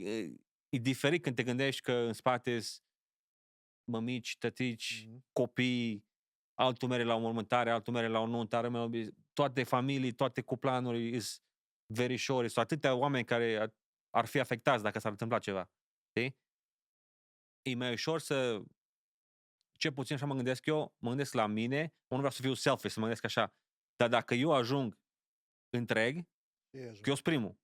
Dacă eu ajung întreg, ajung toți. Și așa mă gândesc. Toți. Adevărat, aia. Adevărat. Că, de exemplu, un doctor face o greșeală, moare pacientul. Eu fac una și altă mai am șansa. Spune câteva cuvinte de încurajare pentru cei care le-e frică un pic să meargă cu avionul și mai ales pentru soția mea, Maria. Din 2000 nu se mai urcat în avion. Oh, wow. Din 2000, 25 de ani. Deci avionul e cel mai sigur mod de transport. De ce? Statistic, câți oameni zboară pe an și câți mor din cauza accidentelor, asta e ce mai safe. E adevărat, aia știm, dar spune-ne tehnic, spune-ne avionul are foarte multe backup systems dacă se strică ceva. Așa. Deci nu e numai un sistem care dacă se strică altul nu mai ai, câte 3. Avem mai multe backups la hidraulici, avem 4 generatoare, numai unul trebuie să meargă. Ai mai multe pentru preșurizarea avionului.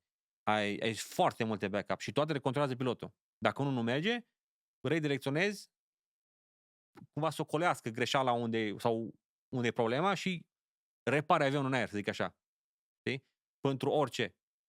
De exemplu, dacă nu mai e hidraulic, nu mai se coboară roțile, tot mai este un sistem, avionul, de exemplu, poți să cobori roțile prin gravitație. Pur și simplu desfac și ca un călic care se desface și pică roțile jos. Nu străbă. Deci avionul se poate zbura cu foarte puține, să zic așa, intervenție sistemelor foarte raw poți zbura. Avionul meu, de exemplu, e cu cabluri. Încă din manșă la mine sunt cabluri care merg în coadă. Știi? Nici nu e ca și Airbus-ul, care e un computer aici, spune la acolo ce să facă. Nu e nimic între. Sunt foarte multe backups. Și la Airbus și la toate, sunt foarte multe backups. Și cu turburanțele, e ceva normal să fie turburanțe și avionul poate să susțină, să reziste la turburanțe foarte mari, comparat cu cât a rezistat tu, înainte să crape sau să rupe ceva. Și este testate foarte tare. Ești în mult mai multă siguranță în avion decât într-o mașină, decât într-un tren. Mult mai mult. Mult mai mult. E numai sentimentul ăla că ești mai aproape de Domnul. Deci tot folosesc toată frica la oamenilor e că ei n-au control. Sau nu știu, nu că n-au control, n-au nici control, dar nici nu știu de ce zboară avionul, nici nu vezi sistemele avionului nu vede în față, știi că toată decizia e între 2 piloți în față. Sau un capitan care face ultima decizie. Acolo tot viața la toți. Știi? So everybody trusts un om până la sfârșit de zi. Știi? Cu ultima decizie. So asta e frica omului. Că, de exemplu, nu s-o obișnuit cu turburanțele. Dacă ai zburat des, pentru mine turburanțele, eu pot să dorm în turburanțe, n-am treabă. Cât de tare ar fi? Eu știu ce fac când merg cu avionul, înainte de a urca acolo, urmăresc să văd cine e pilot. Mă uit așa la... Bă, ăsta e capabil. Stai să vedem, avem grijă. Știi ce zic? Doar ei, voi intrați exact pe acolo, tot pe loc. Tot pe locul. Le-am văzut frumușel cu ala, tica, și sunt, măi, capabil ăsta? Cred că e capabil. Se mai uită oamenii la tine, Ezechiel spune, măi, tânăr ești pentru... Da, mulți îmi zice, nu ești prea tânăr să fii pilot. Atunci eu glumez, zic, nu, hai să vedem dacă ajungem până la cafe, știi? Bă, stai că e problema mare. Le mai zic așa, zic, nu știu, am uitat pe YouTube la un video și cred că știu să zbor, știi? Sau să vedem prima aterizare cum e. Da, ce să zică? Da. Auzi, Ezechiel, pentru că suntem din Chicago, vreau să te întreb asta, tot unde am călătorit și am mai auzit și mai la știri și mai în asta, la foarte mulți nu le place aeroportul ăsta O'Hare. Spune că, cred că termenul care l-a folosit, spun și eu acum în engleză, it's a big mess. E Chicago văzut așa? Ca și din partea piloților care... Din partea piloților, mă întreb. Adevărul că îi. Dar nu afectează safety asta. Eu zic că Chicago, din punctul meu de vedere, și controllerii din Chicago, inclusiv turnul de control, centru de control, approach controller, toți care aparține să-și ajută avioanele de la 40.000 de feet să coboare până la sol, tot Chicago Center și tot ce aparține de controllers, eu zic că e cel mai bun din lume. Și mai bun ca și în Europa, unde a fost, și în Asia, și în Tel Aviv, și unde a fost, Africa. Chicago e cel mai bun controllers. Hands down. Fiindcă aeroportul e destul de complicat. Dacă n-ar fi controlleri așa de buni în Chicago, ar fi delays aici și n-ar putea intra poate cu un sfert mai puține avioane decât intră. Dar Chicago e foarte busy și lor nu le place să te oprești pe pistă sau să te oprești taxiing. Dacă nu știi unde să mergi, legea îi nu te miști un centimetru fără să spună ei. Ori în Chicago, ei nu vor, exact invers. Nu te oprești, că dacă te oprești, ai înfundat toate avioanele în spate. Toți vin să aterizează. Aia trebuie să meargă undeva. E ca și un escalere. Dacă se oprește unul sus, ăștia tot urcă automat. Știi? Da. Sau ei nu vor să te oprești. Dacă nu știi ce... Acum, dacă e ceva... Nu treci niciodată o pistă. Nu treci o pistă fără să-ți ceri voie. Ceva care poate să ajungă accidente mari. Dacă să mergi mai în față, acum câțiva metri sau... Dacă nu știi, mergi după avionul din fața ta. Da. Mergi că nu lovești și mergi încetul. Da. Până ajunge până la tine. Dar e foarte busy. Controlorii vorbesc non-stop vorbesc. N-au timp nici să iei o gură de apă. E bine de știu că-s buni. Sunt foarte Ok, buni. auzi, te-am întrebat de experiențele așa mai negative care au fost. Care a fost cea mai frumoasă experiență pe care ai avut-o în timpul unui zbor? Adică să vină cineva să... Ce îți spune? Wow! Oh, man. Zici așa. Toate sunt frumoase. Mie îmi place foarte mult să zbor. Și toate au... și când sunt chestii care par negative. Pentru mine, sincer, mă relaxează când zbor. Eu când sunt la lucru, sunt foarte relaxat. Pentru mine e o relaxare. Dacă e stresat sau ceva, și când aveam un mic, mă duc cu avionul cu ce mai frumoase, pe ce am făcut cel mai mult, a fost, am spus în Austria, am un prieten care are acolo niște avioane. Și am decolat cu un avion micuț din ăsta de doi pasageri și mergeam peste munți, așa, peste văi, peste râuri, urmăream.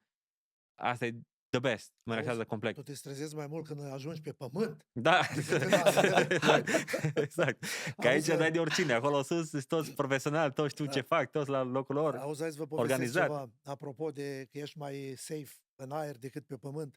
Când am plecat în România, noi ne-am întâlnit cu groparul satului, știi?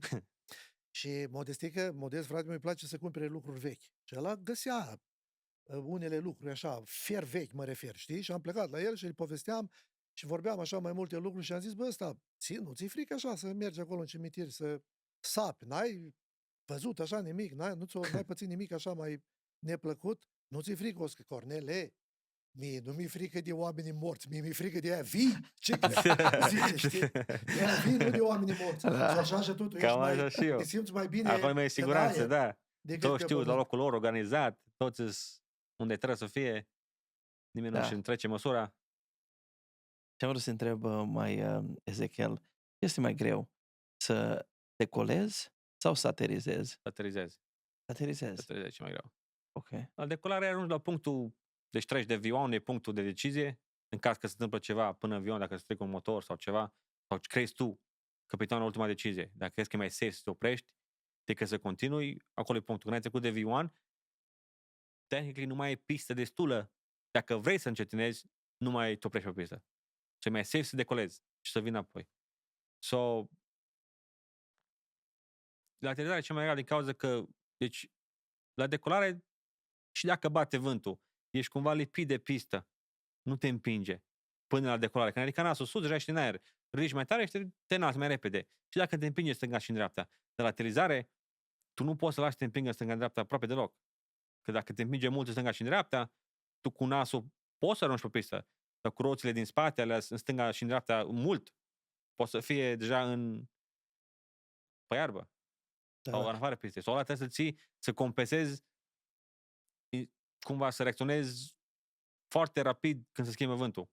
Mai ales când e deoparte. Sau aia face complicat. Ce înseamnă, scuze Cornel, ce înseamnă termenul ăsta V1? V1 e punctul de decizie a velocity 1, zice. Punctul de decizie, să zice în alte cuvinte. În caz, cum am spus, dacă se întâmplă orice, să prinde un back and board. Depinde de la ce sistem. Dacă tu, ca și capitan, crezi că e mai safe, de exemplu, dacă cade un motor, să spunem. Ok, să închide un motor. E ce mai simplu. Dacă s-o închizi până la V1, e mai safe că n-ai ajuns la o anumită viteză și un anumit punct pe pistă în care dacă abordezi decolarea, tu te oprești safety pe pistă. Știi? Deci n-are rost să decolezi cu un motor, și poți decola cu motor, Că după aia trebuie să zbor cu motor, sau anumite multe implicații care se Și schimbă atunci aerodinamica. avionul își pierde puțin balansul. Un pic îți pierde balanța, o simți, dar dacă regresezi și zbori corect, nu prea simt pasagerii. Sau, de exemplu, dacă pentru toți care ne ascultă și să zicem că tot au frică de zburat, să zboare cu avionul sau chestii din astea, dacă, de exemplu, să zici că zbori și ești la 150 de mile de un aeroport și un motor se defectează și nu mai merge. Da. Liniștit ajungi la aeroport, Liniștit. Liniștit. Cât timp ai benzină, carosen, nu? Dacă ia foc. Același e. lucru. Da.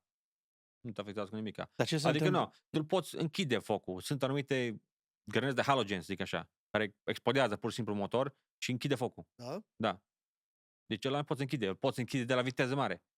Accelerezi tare, vin în cădere și accelerezi tare când bate prea tare ca să poți să ardă.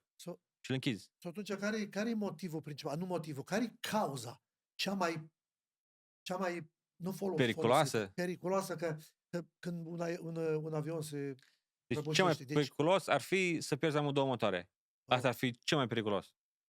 Și dacă te panichezi. Acum, frățioare, cât zbori fără amândouă motoare? O, dacă ești la 30.000 de fiți, poți să zbori 50 de mile. Da? Depinde cât. Fără Depinde. motoare? Da. Devii planor. Pur și simplu devii planor. Depinde cât de înalt ești. La ce înălțime ești. 35.000 de fiți. Dacă zbori peste America, găsești aeropoarte runde. Îl pui. Da, ce s-ar întâmpla? Scuze, Corel. Spune tu ca să... Auzi, dacă, știi ce am vrut să zic, dacă, de exemplu, să zici că amândouă motoare se defectează și nu mai lucrează, tu trebuie să anunți pasagerii? Nu, a? Da, nici nu le spune aparat la pasageri că îi înfricoșezi mai tare, știi? Ce Faci mai zice? rău. Eu le spun la stewardezi Așa.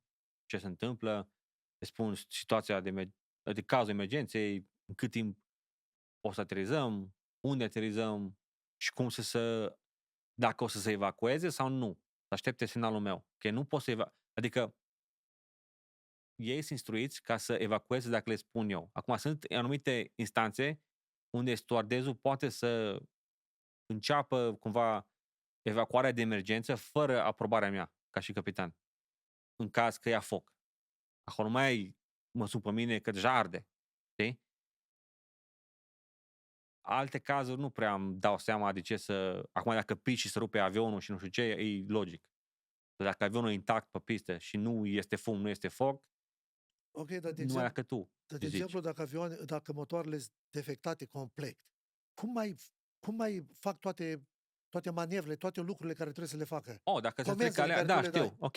Deci ai un APU în coadă, motorul ăla micuț care îți face și e generator, ăla e un alt cuvânt de un generator Okay. electrică și îți face și presiune în avion, dă aer condiționat, nu? Așa. Dar alea două, tu dacă ai electric, deja poți controla avionul.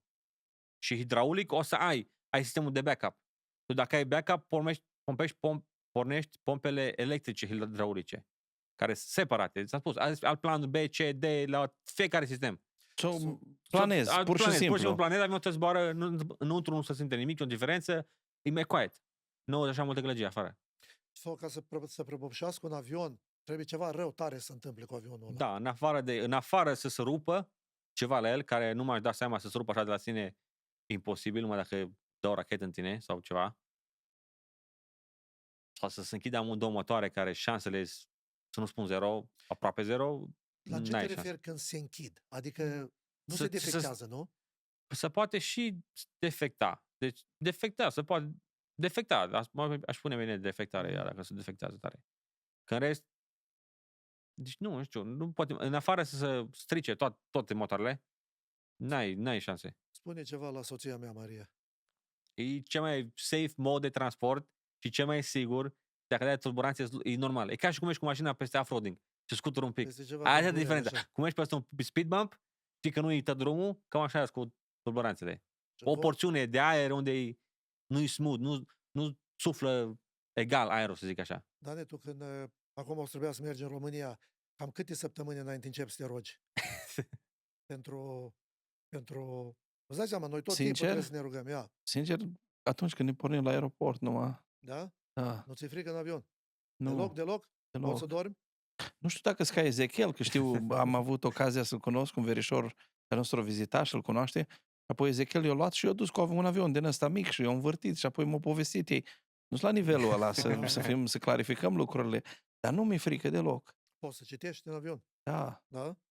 Da. Liniștit, așa, n-ai treabă. liniștit. Dacă mai se întâmplă câteva... Încă chiar așa mai mă uit pe geam, e fain acolo și sus, Interpretezi? meditez chiar. Meditezi? Meditează la viața ta astăzi, tu, omule. Da, păi n-ai prea multe ce să faci, mai citești, mai. Dar Treacă timp. tu știi cât a trecut? Cât? O oră jumate. Aproape, nu chiar, dar ne apropiem. Ok. Interesant, foarte interesant. Auzi, dar totuși aș vrea să te întreb, că suntem acum, vorbeam de defecțiuni din astea tehnice. N-am văzut și nici n-am auzit, dar au vreun sistem de sprinklers, un sistem din ăsta de ce se întâmplă în cazul unui incendiu? Doamne ferește! Deci, dacă e în bord, sunt fire extinguisher și depinde de ce fel de foc. Sunt mai multe tipuri. Cel mai probabil unde ar lua foc ar fi în toaletă, din cauza că fumează cineva și aruncă țigarea în Oh. gunoi, coș. în coș și se aprinde plastic. Ok, dar se mai întâmplă să meargă să fumeze cineva? Eu am În păzit de serios? multe ori. Oh, Și ei nu-și dau seama cât e de periculos să fumezi în toaletă. Că dacă el e în toaletă când ia foc și este în coș, este un fel de senzor care la căldură se topește. Când se topește, ăla explodează ca un fel de grenadă de halogen. Tu dacă inhali, e foarte toxic, poți să te omori, e poisonous, poți să mori de la ea.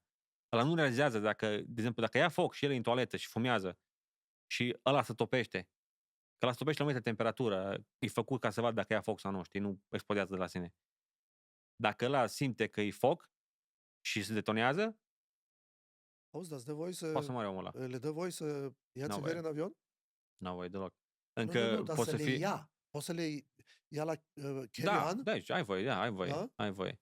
Dar majoritatea care fumează sunt vapes. Deci eu am avut un zbor, decolam din Dallas, dacă nu mă înșel, și era seara. Eram și obosit, era ultimul zbor și dintr-o dată îmi sună clopoței de fire. Așa. Că fie în cabină sunt anumite sunete pentru anumite probleme, Așa. anumite cazuri. Mhm. Deci eu nu mă speriat de prima, ce mai tare. Și am văzut și mesajul, e cabin, că e în spate, sus, nu e la cargo. Mhm. Știi?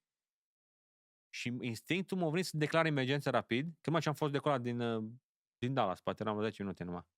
Și să mă duc rapid în Dallas, să aterizez de emergență, să vin maxim cât pot de repede să aterizez. Dar m-a trecut pe cap dacă fumează cineva. Așa de la sine m-a venit în cap. Mhm. Și atunci sunat rapid stolezul în spate și am spus, du-te rapid în WC-uri și uite-te dacă nu la foc în WC ceva.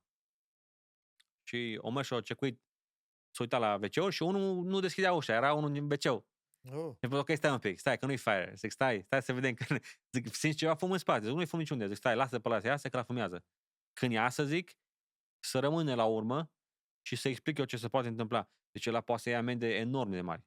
Și pușcărie poate să nu se face de la așa ceva. Deci, nu realizează oamenii în ce probleme poți să arunci de la o țigară în avion. Deci poți la pușcărie și zeci de mii de dolari amende, dacă nu sute. Deci, depinde cât de gravă e situația. Ia, foarte faină. Dan, Da. am putut să auzim câteva lucruri care nu le-am auzit probabil că niciodată de la un om care tot timpul e acolo în cabină. Totuși eu cred, oare cum aș putea să mă duc eu odată cu Ezechiel într-o cabină din aia? Numai dacă vin într-un avion mic, să mergem. Nu, mai nu, dar cumpărăm un private. Nu, private, da. Nici M-am atunci, gândit și da. eu la La varianta aia. private poți, Cornel. private Poți, poți. eh? La private ai voie, da. Da, la Private, private, da. da. Păi cel mai bine îți cumperi un avion tu- privat Tu și... nu știu dacă ești departe să cumperi un avion privat. Nu mă refer la ăsta mic, puternic, așa, un jet 737. Mersi, Cornel, îți departe. Departe? De departe. Auzi, aș mai vrea să-l întreb pe Ezechiel, pentru că Ezechiel, pe lângă toate lucrurile, e un băiat credincios. Noi apreciem lucrul ăsta. A fost vreodată o instanță în care, după ce s-a întâmplat ceva sau asta și ai spus, domnule, aici a fost numai mâna lui Dumnezeu. Da, a fost. A fost exact când eram în college, în școală, numai ce terminasem a doilea carnet, instrument, ca să pot să zbor prin nori.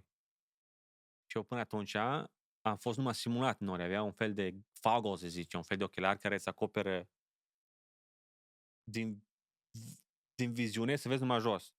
Deci simulezi că te uiți numai la instrumente și nu vezi nimic afară. Îți spune ceva așa, sau un hood care nu te lasă să vezi afară. Care simula noi, că ești în nori. Că eram în San Diego, era vreme foarte bună. Mhm. So, am avut un zbor de la Phoenix în weekend zboram acasă. Din San Diego zboram la Phoenix ca să fac și ore. și veneam la biserică duminica și seara zburam înapoi. Câteodată. Și zborul ăla l-am planificat să vin duminică seară, după biserică. Și prognoza spunea că o să fie un thunderstorm, o furtună în San Diego, cam pe la 3 dimineața. Eu pe la 1 dimineața m-am planificat să aterizez. Dar stormul ăla a venit mai repede decât prognoza. Și m-am trezit în nori, prima dată în viața mea, singur. Asta a fost a doua zi după ce am luat carnetul. A doua zi. Eu vineri am luat carnetul, sâmbătă și duminică am zburat înapoi. Sâmbătă am zburat acolo vreme bună, Trebuie să înțeleg, duminică am erai zburat singur înapoi. într-un avion Singur, mic? da, Ok, singur, da. ok. Un avion mic. Așa, ok. Și zburam înapoi și am intrat în nori și mi s-a stricat cel mai important lucru care se poate strica când zbor prin nori. Îi zice suction-ul care îți controlează, adică ăla îți arată orizontul fals, îți arată direcția avionului, dacă busola, cum ar veni. Asta e cel mai important. Când navigarea, în alte cuvinte, știi? Avea numai sistemul de la viteză, asta cât de tare merg, și câteva alte instrumente.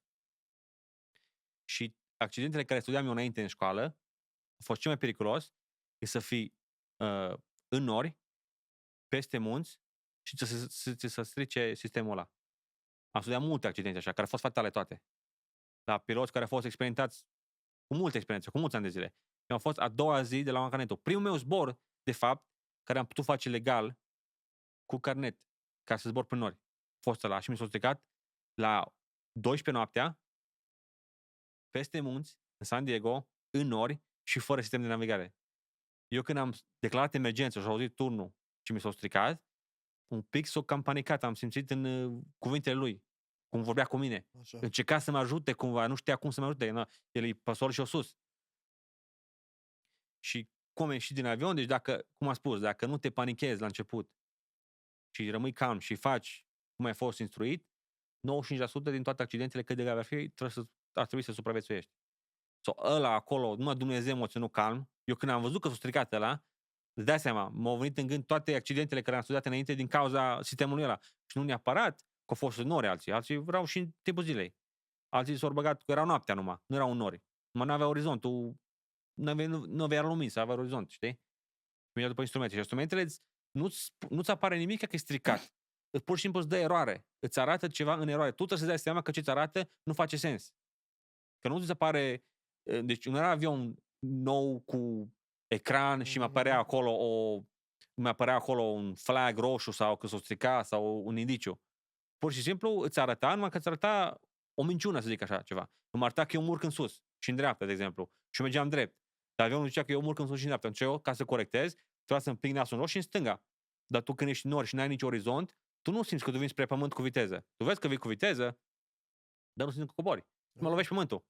Că avionul era vechi, din anii, cred că 5-9 a fost. Deci, ce mai vechi, nu avea nici sistem de anti-collision, nimic. Loveai, zicea că zbor după carte și direct în pământ intrai.